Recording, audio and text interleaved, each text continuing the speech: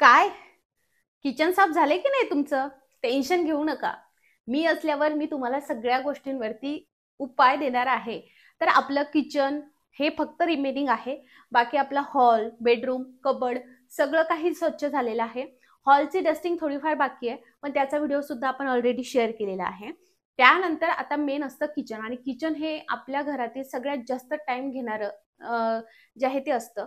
तर किचनमध्ये आपल्याला सगळ्यात जास्त टाइम लागतो. त्यामुळे आपल्याला किचनचे सुद्धा पार्टिशन करायचे आहेत. तर आपल्या किचनमध्ये तब्बल 8 प्रकारची भांडी असतात. ते म्हणजे कोणती? तर स्टील, ॲल्युमिनियम, तांबं, पितळ, लोखंडाची भांडी, लाकडी भांडी, काचेची भांडी आणि प्लास्टिकची भांडी. तर या 8ही प्रकारच्या भांड्यांना आपल्याला वेगवेगळ्या पद्धतीने कसं साफ करायचं? आता जर स्टील आणि ॲल्युमिनियम घेतलं, तर क्षारयुक्त पाण्यामुळे त्यावरती काळपट असे डाग तयार होतात आणि पूर्ण अशी काळी लेयर तयार होते, त्याची चकाकी जाते. ते कसं साफ करायचं ते सांगणार आहे.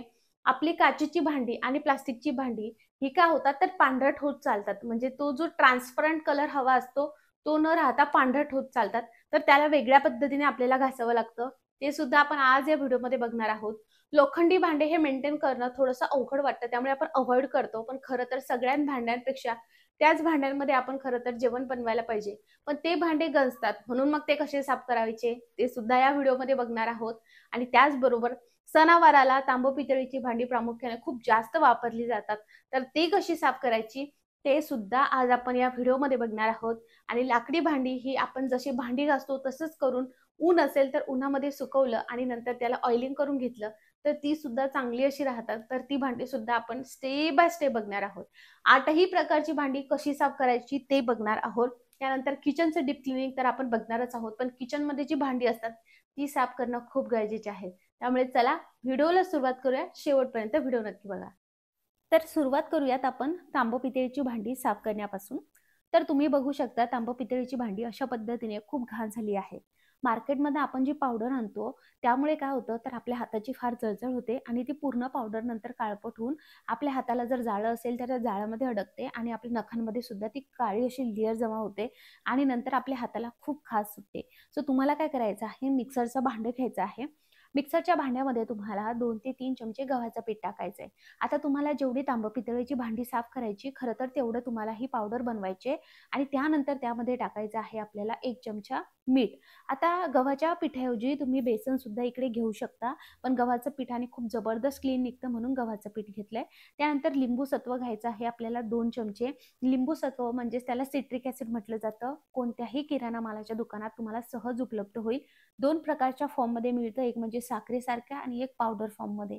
जे मिळालं ते घ्यायचं आहे. त्यानंतर 2 चमचे आपल्याला बेकिंग सोडा टाकायचा आहे. बेकिंग सोडा नसेल तर इनोचा एक पूर्ण सॅचे आपल्याला यामध्ये घालायचा आहे आणि मिक्सरला फिरवून घ्यायचं आहे.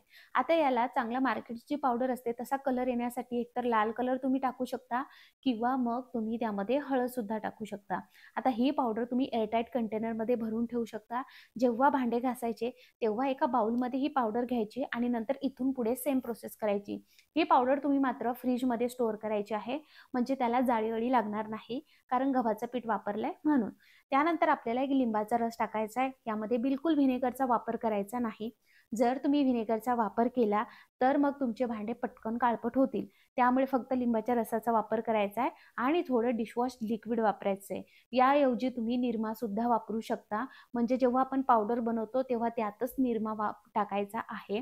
आता व्यवस्थितरित्या मिक्स करायचं आहे. जसं आपण यामध्ये लिंबू पिळतो ना, हे सगळं सोल्युशन असं फसफसायला लागतंय, म्हणजे ही पेस्ट तयार होते आणि एकदम हलकंसं असं तयार होते बघा. जेव्हा तुम्ही हे फिरवाल ना तर तुम्हाला बिलकुल त्यामध्ये जडपणा वाटणार नाही. आता याची कन्सिस्टन्सी ॲडजस्ट करण्यासाठी तुम्ही यामध्ये पाणी सुद्धा टाकू शकता, पण त्याआधी मी तुम्हाला दाखवते न पाणी टाकता, न डायल्यूट करता हे किती जबरदस्त रिझल्ट देतं.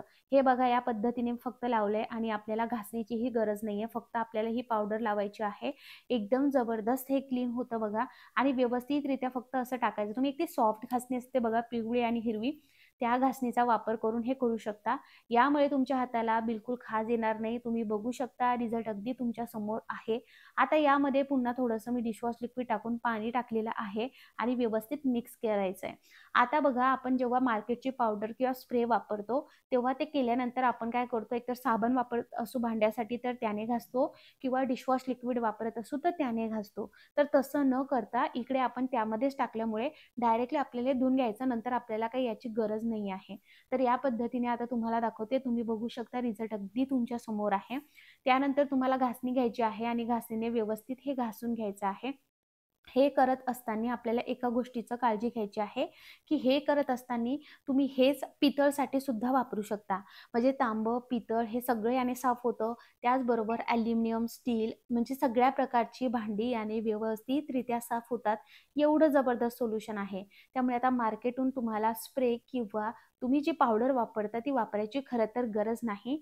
सेम पद्धतीने तुम्ही व्यवस्थितरित्या क्लीन करू शकता तुमच्या घरातील भांडी आणि याने बिलकुल तांबं, पितळेची भांडी काळपट होत नाही. त्यानंतर स्वच्छ पाण्याने धुवून घ्यायची आणि धुवून घेतल्याबरोबर पटकन पुसून घ्यायचं, नाहीतर क्षारयुक्त पाणी असेल तर काय होतं, ती पाण्याचे डाग त्यावरती होतात. मग आपण एवढी मेहनत केलेली असते आणि ती कुठे वाया घालवायची नाही का? तर तुम्ही बघू शकता या सणवारांसाठी तुम्ही तुमच्या घरातील तांबं, पितळेची भांडी या घरच्या घरी बनवलेल्या पावडरपासून नक्की ट्राय करून बघा. तुम्हाला जबरदस्त असा रिझल्ट बघायला मिळेल. रिझल्ट अगदी तुमच्या समोर आहे. बिफोर कसं होतं आणि आता किती छान पद्धतीने स्वच्छ निघालेलं आहे. तांबं, पितळ दोन्हीही मी तुम्हाला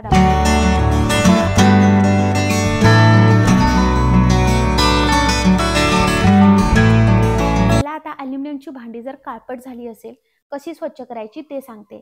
आता तुम्ही फार गडबडीत असाल, तुम्हाला कोणतीच पावडर बनवायची नसेल, तर आपल्या घरी पितांबरी किंवा भैया पावडर असते. तर सरळ ॲल्युमिनियमची भांडी स्वच्छ करण्यासाठी पितांबरी आणि जर तुम्ही साबण वापरत असाल, तर साबण घ्या, किंवा तुम्ही डिशवॉश लिक्विड वापरत असणार तर ते घ्या आणि त्याने घासायचं. आता हे केव्हा पॉसिबल होईल? जेव्हा तुमच्याकडे टाईमच नाही आहे, तेव्हा तुम्हाला हे करायचं आहे. आणि जर तुमच्याकडे टाईम आहे, जी आपण तांबं, पितळसाठी पावडर वापरली आहे तीच पावडर घ्यायची आहे आणि त्यानेच हे घासायचं आहे. आता बघा, दसरा, दिवाळी येते, नवरात्र येत आहे. त्यामुळे तुम्ही हे अशा पद्धतीने जर स्वच्छ केली ना भांडी, तर भांड्यावरती जो काळपट थर आलेला असतो तो पूर्ण निघून जातो. मी माझ्या किचनमध्ये पितांबरी ठेवतच असते, पण पितांबरीचा वापर तांबं, पितळची भांडी घासण्यासाठी नव्हे, तर ॲल्युमिनियम आणि स्टीलची भांडी घासण्यासाठी वापरते. कारण कसं असतं, कधी कधी आपल्याला हे बनवण्यासाठी टाईम नसतो, तर पितांबरीत जबरदस्त रिझल्ट मिळते आणि ॲल्युमिनियम आणि स्टीलची भांडी घासण्यासाठी आपण घासणीचा वापर करतो. त्यामुळे पितांबरीने किंवा कोणत्याही मार्केटची जी पावडर आणते तिने जे हाताला होणारी जळजळ आहे ती कुठेतरी नाहीशी होते. त्यामुळे मग मी अशा पद्धतीने करते. ही एकदम फार सोपी ट्रिक आहे, किंवा जी आपण पहिली पावडर केली त्या हिशोबाने करू शकता. तुम्ही एकदा नक्की ट्राय करून बघा. एकदम जबरदस्त रिझल्ट येतो. आणि कधीही तुम्ही डीप क्लिनिंग किचनचं काढत असाल तर लक्षात घ्या, ऊन असलं पाहिजे, म्हणजे तुमचे भांडे सगळे कडकडीत असे उन्हात सुकले पाहिजे. कारण आपण वर्षभराचं धान्य म्हणजे डाळी वगैरे सगळं साठवतो, तर त्याला किडे लागू नये म्हणून हे खूप इम्पॉर्टंट आहे. आता 3 नंबरची भांड्याची क्लिनिंग बघूयात, ती म्हणजे स्टीलची. स्टीलची भांडी अशा पद्धतीने चिकट चिवट झाली असेल तर ती जास्त कष्ट न करता कशी साफ करायची ते बघूयात. तर सेम पद्धतीने जशी ॲल्युमिनियमची भांडी स्वच्छ केली आहे, तुम्ही तेच पितांबरी वापरू शकता. तर ती न वापरता आता एकदम सोपी ट्रिक सांगते. जर कधी कंटाळा आला असेल आणि भरपूर भांडी घासायची असेल, डिशवॉश लिक्विड फार लागत असेल, तर ही ट्रिक नक्की फॉलो करा. तुम्हाला गरमच पाणी घ्यायचं आहे, कडकडीत गरम. त्यानंतर त्यामध्ये टाकायचं आहे डिटर्जंट, डिशवॉश लिक्विड किंवा मग लिक्विड डिटर्जंटचा वापर करू नका. इकडे पावडर फॉर्ममध्ये आपल्याला डिटर्जंट पाहिजे आहे, ते आपल्याला टाकायचं आहे इकडे 2 चमचे. त्यानंतर यामध्ये टाकायचं आहे सिट्रिक ॲसिड, ते टाकायचं आहे 2 चमचे. जसं आपण सिट्रिक ॲसिड टाकतो म्हणजे लिंबू सत्व, याची रिॲक्शन व्हायला सुरुवात होते, कारण डिटर्जंटमध्ये सुद्धा जे आहे तो सोडा असतो. त्यानंतर तुम्हाला टाकायचं आहे बेकिंग सोडा. बेकिंग सोडा घालायचा आहे 2 मोठे चमचे. नसेल बेकिंग सोडा तर इकडे इनोचा तुम्ही वापर करू शकता. तुम्हाला बबल्स दिसत असेल तर आता बघू शकता, जसं आपण मीठ टाकतो याची रिॲक्शन व्हायला सुरुवात होते आणि हे सोल्युशन फसफसायला लागतं. पण जेव्हा तुम्ही यामध्ये ॲल्युमिनियम आणि स्टीलची भांडी स्वच्छ करणार आहात, तेव्हा तुम्हाला पाणी हे कडकडीतच गरम असायला हवं आहे, जर तुम्हाला घासणीचा वापर करायचा नसेल तर. आणि जर तुम्ही तुमच्या घरातील सगळी भांडी जर काढली असेल तर इकडे तुम्ही गरम पाणी घ्या, म्हणजे जेवढं तुमच्या हाताला सहन होईल तेवढं पाणी घ्यायचं आहे. म्हणजे तुम्हाला जास्त डिशवॉश लिक्विडही लागत नाही आणि जास्त साबणही लागत नाही. तर या पद्धतीने जर पूर्ण किचनचे भांडे काढले तर हे सोल्युशन मोठ्या टोपल्यामध्ये बनवून घ्यायचं आणि याने घासणीचा वापर करून तुम्ही भांडे घासू शकता. आता बघा, बऱ्याचदा जर फार चिकट भांडी झाली असेल तर काय करायचं, अशा पद्धतीने या सोल्युशनमध्ये ही भांडी तुम्हाला बुडवायची आहे. आता बघा, जेव्हा तुम्ही भांडी यामध्ये बुडवणार तेव्हा कडकडीत गरम असायला हवं हे सोल्युशन आणि त्यामध्ये भांडी 1 ते 2 मिनिटं ठेवायची. तुम्ही फक्त हात जरी फिरवला तर याचा चिकटपणा पूर्ण नाहीसा होतो. तुम्ही बघू शकता, रिझल्ट अगदी तुमच्या समोर आहे. म्हणजे आपल्याला घासायची सुद्धा गरज पडत नाही आणि एवढ्या सोल्युशनमध्ये तुमची पूर्ण किचनची भांडी स्वच्छ होतात. एवढं जबरदस्त आणि कारगर आहे. ॲल्युमिनियमची भांडी सुद्धा तुम्ही सेम पद्धतीने करू शकता. आता तुम्ही म्हणाल, की एवढे सोल्युशनमध्ये सगळे भांडे थोडी ना होणार. तर हे असं सोल्युशन बनवायचं. जर किचनची पूर्ण भांडी काढली तर पूर्ण भांडीवरती सोल्युशन टाकायचं, त्याला 10 ते 15 मिनिटं रेस्ट द्यायचा आणि नंतर भांडी घासायला घ्यायची. या सोल्युशनचा वापर करून तुम्हाला जास्त कष्ट करायची गरज पडणार नाही. जर भांड्यांवरती फार ॲल्युमिनियम भांड्यावरती काळसर डाग झाले असेल, चिकटसर थर आला असेल किंवा स्टीलच्या सुद्धा, तर ते आपण सोल्युशन टाकल्यामुळे ते भिजतं आणि जेव्हा आपण घासायला घेतो ते पटकनसं निघतं. सो तुम्ही बघू शकता, शाईन बघू शकता. फक्त मी बुडालं होतं याच्यामध्ये, बुडून ठेवलं होतं आणि रिझल्ट अगदी तुमच्या समोर आहे. आता बघा, सेफर साईड तुम्हाला काय करायचं आहे, असं बुडवून ठेवल्यानंतर तुम्हाला असं वाटत असेल तर डायरेक्ट धुवून घेऊ शकता. पण कसं असतं, मी सुद्धा त्याच कॅटेगरीतली आहे. जोपर्यंत घासणी लागणार नाही किंवा हाताने स्वच्छ करणार नाही तोपर्यंत मन भरत नाही. तर फक्त हलकीशी घासणी तुम्हाला फिरवावी लागते आणि अशाच पद्धतीने भांडे तुम्हाला घासायचे. तुम्ही बघणार, आपण यामध्ये ना डिशवॉश लिक्विडचा वापर केलाय. फक्त 2 चमचे आपण डिटर्जंट वापरला आहे. बेकिंग सोडा 2 चमचे घातले, सिट्रिक ॲसिड 1 ते 2 चमचा घातला आहे. बाकी तुम्ही विचार करा ना, एवढ्याशा सोल्युशनमध्ये आपलं जर सगळं किचन साफ होत असेल तर किती भारी. इथे पैशांची सुद्धा बचत होते, स्मार्ट वर्क सुद्धा होतं आणि आपले कष्ट कुठेतरी लगेच कमी होतात. तर या पद्धतीने भांडे तुम्ही व्यवस्थित घासल्यानंतर कडकडीत उन्हामध्ये सुकवून घ्या.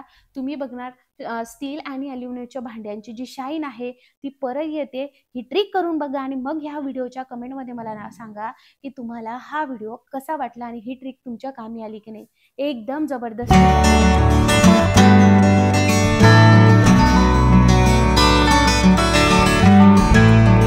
चला, आता आपण काचेची भांडी कशी साफ करायची ते बघूयात. तर काचेची भांडी कसं आहे, साफ करत असताना लक्षात घ्या की आपल्याला थोडीशी काळजीपूर्वक करायचं आहे, कारण हातातून सटकून फुटायची सुद्धा शक्यता असते. तर तुम्ही बघू शकता, पूर्ण धूळ वगैरे बसलेली आहे. मिठाला तर मॉइश्चर लागलं होतं म्हणून ते मीठच निघत नाहीये. तर चला, ते सुद्धा आपण आज ही भरणी क्लीन करणार आहोत.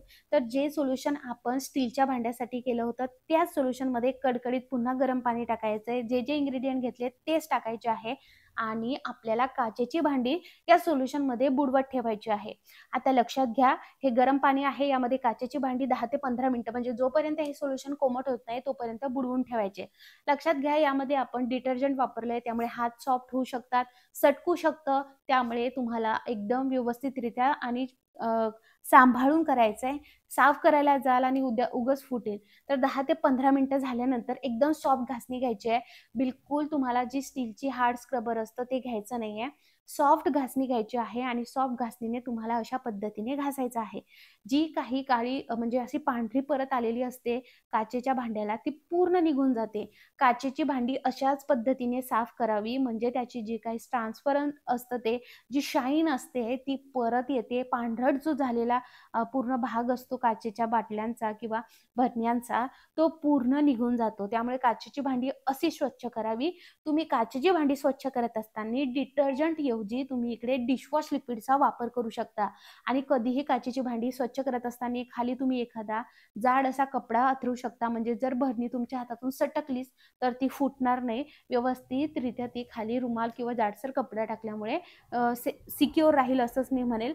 तर अशा पद्धतीने पूर्ण मी घासून घेतली आहे आणि आपल्याला जास्त घासायची सुद्धा गरज पडत नाही जेव्हा आपण त्याला 10 ते 15 मिनिटं या पाण्यामध्ये ठेवतो. आता जर प्लास्टिकच्या सुद्धा भरण्या खूप पांढरट झाल्या असेल तर मात्र गरम गरम पाण्यामध्ये टाकायचं नाही. जेव्हा तुमचं हे सोल्युशन कोमटसर होईल तेव्हा त्यामध्ये बुडवून ठेवायच्या आणि त्या सुद्धा 10 ते 15 मिनिटं ठेवायच्यात. गरम पाण्यात का नाही म्हटलं आहे मी, कारण ते प्लास्टिक आहे, वितळू शकतं गरम पाण्यामुळे म्हणून. तर ते सुद्धा तुम्हाला, म्हणजे स्टीलची भांडी, ॲल्युमिनियमची भांडी, काचेची भांडी आणि प्लास्टिकची भांडी, एका सोल्युशनमध्ये तुम्ही व्यवस्थितरित्या क्लीन करू शकता सगळ्या प्रकारची भांडी. त्यानंतर तुम्हाला व्यवस्थितरित्या हे टाकल्यानंतर व्यवस्थित धुवून घ्यायचं आहे बघा. आणि हे धुवून घेत असताना सुद्धा एका गोष्टीची काळजी घ्यायची आहे, की काचेची भांडी हे व्यवस्थित ड्राय होणं गरजेचे आहे आणि ती ड्राय होण्यासाठी तुम्हाला एक खबरदारी घ्यावी लागेल. ती मी तुम्हाला समोर सांगणार आहे. तुम्ही बघू शकता किती ट्रान्सपरंट असं निघालेलं आहे. जर तुम्हाला असं वाटत असेल काही निघालं नाही, तर घासणीचा वापर तुम्ही इकडे करू शकता आणि व्यवस्थित क्लीन करून घेऊ शकता. हे करत असताना तुम्ही स्टील, ॲल्युमिनियम बाकीचे सगळे भांडे एका दिवशी करा, पण काचेच्या भांड्याला डेडिकेटेड 1 दिवस द्या. जेणेकरून तुम्हाला जेव्हा जास्त टाईम असेल तेव्हा द्या, म्हणजे तुम्ही हळूवारपणे सुद्धा कराल.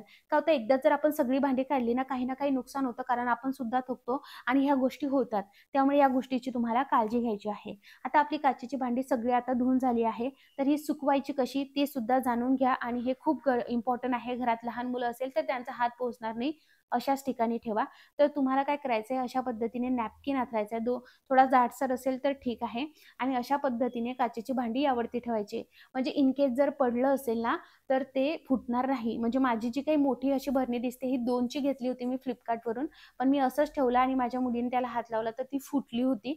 त्यामुळे मी तेव्हापासून जेव्हा पण काचेची भांडी साफ करते, तेव्हा मी या ट्रिकचा नेहमी जे आहे मी फॉलोच करते ही ट्रिक. त्यानंतर अशीच ने जे आहे ती सुकू द्यायचे किंवा मग तुम्ही पुसून घेऊ शकता आणि तसंही रुमालावर ठेवलं तर व्यवस्थित राहतं.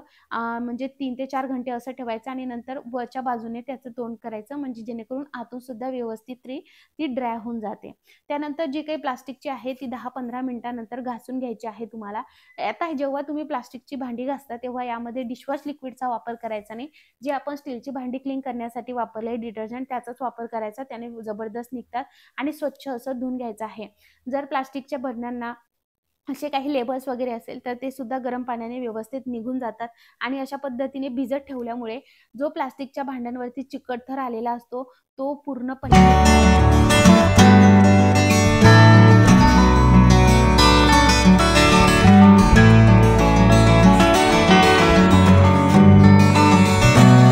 तर तुम्ही बघू शकता रिझल्ट अगदी तुमच्या समोर आहे. पूर्ण बरणी जी आहे ती अगदी ट्रान्सपरंट दिसायला लागली. तिचा जो पांढरटपणा आलेला होता त्या बरणीवरती तो सुद्धा नाहीसा झालेला आहे. सो या पद्धतीने तुम्ही काचेची भांडी नक्की साफ करून बघा आणि प्लास्टिकची भांडी सुद्धा बघा. अगदी पूर्ण चिकट झालेलं होतं याचं झाकण, ते पूर्ण छान पद्धतीने निघालं आहे आणि बरणी सुद्धा व्यवस्थित निघाली. खरं तर मी यामध्ये स्टोअर केलं होतं ते म्हणजे तेल, तर याचा चिकटपणा बघू शकता तुम्ही, पूर्ण निघून गेलेला आहे. आणि मला खूप आनंद झाला, की मी खूप दिवसाची घासत होते, पण त्याला स्क्रॅचेसच पडत होते. पण ह्या सोल्युशनने ते एकदम परफेक्टली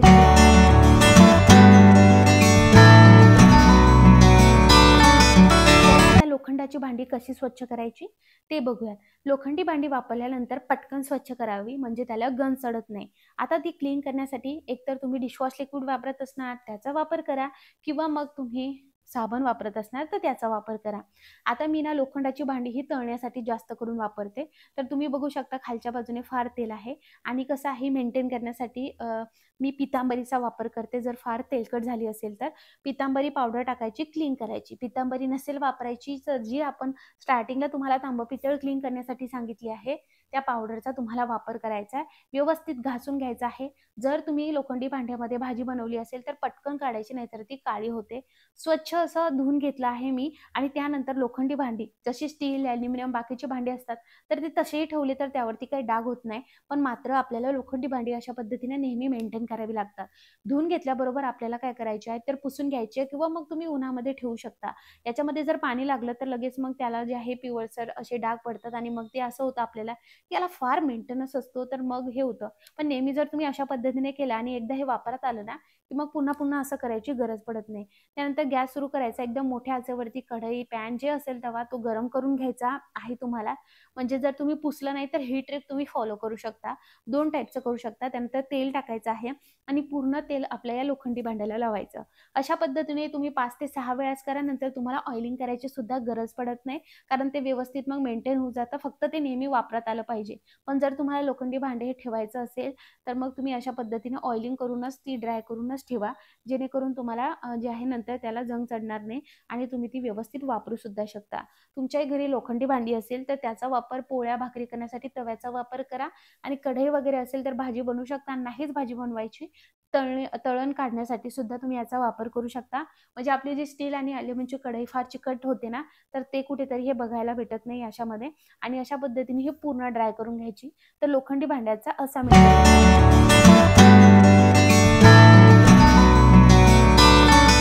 आता सगळ्यात शेवटचा प्रकार तो म्हणजे लाकडी भांडी. तर लाकडी भांडे सुद्धा आपल्याकडे असतात. चॉपिंग बोर्ड खरं तर सगळ्या प्रकारची कशी स्वच्छ करायची ते आज आपण या व्हिडिओमध्ये बघणार आहोत. म्हणजे खरं तर ही कशी साफ करायची ते बघणार आहोत. तर चला आता तुम्ही बघू शकता. तुम्हाला आधी रिझल्ट दाखवून देते आहे मी. अशा पद्धतीने तुम्हाला रिझल्ट बघायला भेटला आहे. तर चला ती कशी स्वच्छ करायची ते सगळ्यात पहिले बघून घेऊया.